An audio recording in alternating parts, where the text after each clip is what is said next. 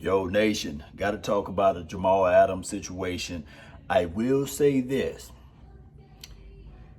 Jamal have every right to be angry, upset, and mad about the organization, about the coaching staff, about so many things that goes on within the confines of the Jets organization.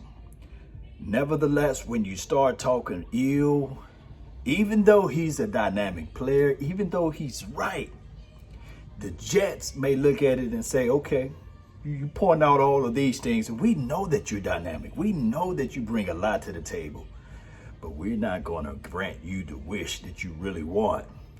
And I believe that the Jets organization, the way they handle and operate things, they would rather trade him within the confines of their division.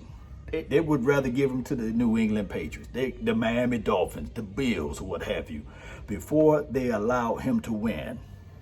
Lord, what are you talking about? Oftentimes, billionaires, they never wrong. They never want to be wrong, even though they are wrong.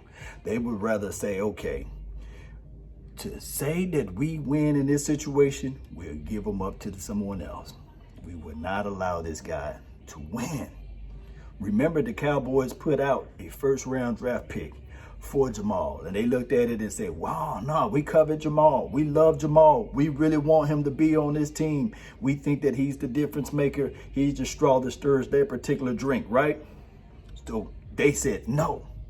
And they wanted and they needed and they would love to have a dynamic wide receiver.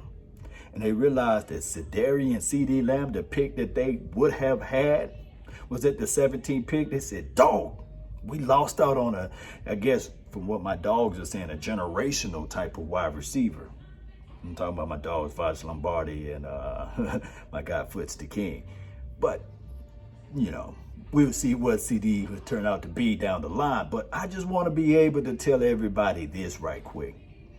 Yes, Jamal is nice. Yes, we would love to see him on the silver and blue with the star on the side of the helmet with the 33. You know, he's 33 worthy or what have you. We'd like to see that number on a great player.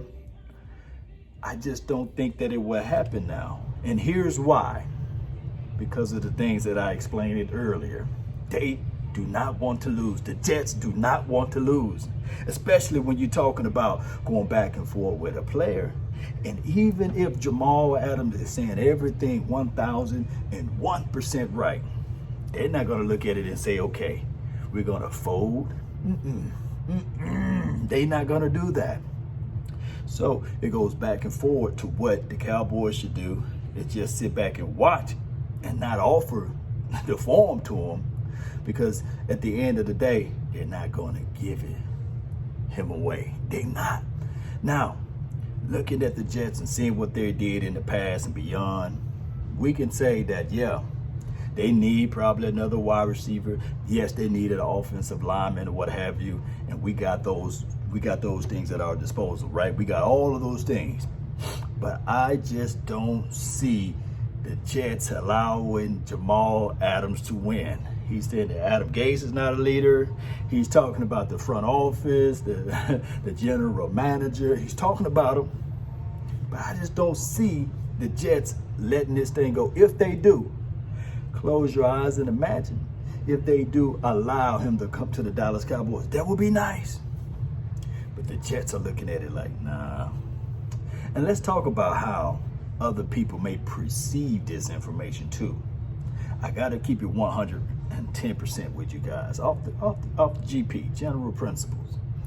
Other teams may look at it and say, what happened if he look at our team and we kind of have some reservations on this and that? Will he spit out and will he talk ill will of our team now?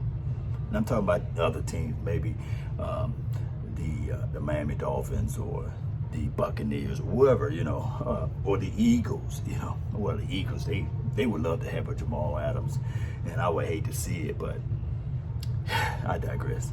It would be then Jamal Adams would be in to be number one. You know, he talking about, hey, you know, I'm a Dallas Cowboys diehard fan, but he put the Eagles on his list, so I got to bring him up, right? And or if he go to the 49ers, the 49ers, whew, they could be looking at it like, man, we see what you're doing. We like your skill set. We love what you bring to the table. But when the moment you disagree with our front office, would you be out there bumping your gums? That's why I say it's better for Jamal Adams to sit back, fold back, fall back, and just say, man, I can't stand this team, but I'm going to prove what my worth is, and I'm going to prove that they should have already paid me. Because last I checked, Le'Veon Bell said the kid just wanted his money, and I think that if the Jets pay him, he will hush because he feel like it's about the money. Cowboy Nation, is it about the money? Is it about the respect?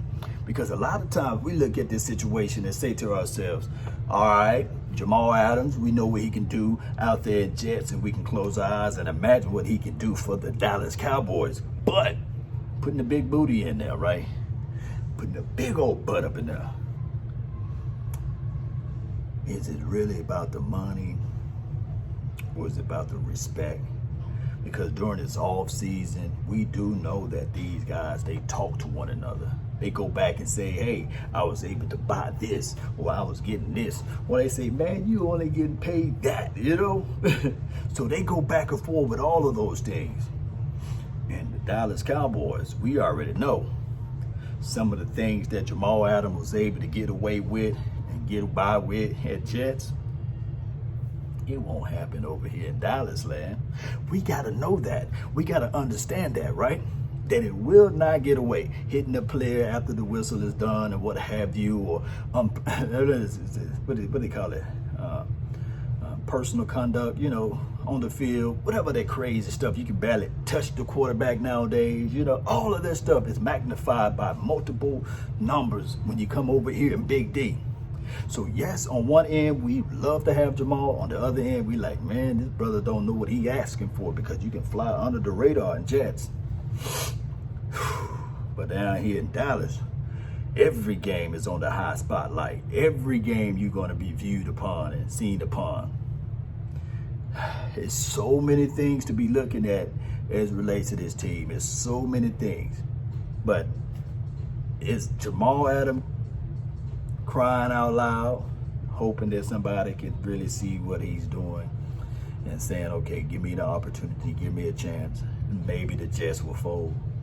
I want to know how you guys feel. Will the Jets fold on Jamal and say, you know what, we tired of you guys talking about me, Jamal Adams camp. You're tired of you guys pointing out truth, because a lot of people don't like the truth, right? They'd rather have a lie, you know, to kick it, what have you. They'd rather go through the lies instead of the truth, or they'd rather have something that's going on and say, well, you know, we really don't want none of this stuff to be exposed, right? And everybody want to be woke, right? People fail to realize when you wake up, you see everything, whether it's good or bad. See, a lot of things can happen while you sleep, but this stay woke culture, it makes you look at everything sideways. You're like, man, do I really want to do this now? When I realize how they got there, that's the price, that's the situation to pay when you want to have a woke society. So Jamal looking at it like, I'm woke. This team is not putting me in the best situation. But I come here to tell you guys right now that those billionaires don't care. They would rather lose than to say that you were right. Let me know. Post me your thoughts, post me your concerns down below about Jamal Adams. Did he do the right thing or the wrong thing? Speaking out. That's been my time. I really thank you all for yours. And remember, you're listening to nothing but the best. Let's go, baby. Cowboy Nation all day, baby. We out.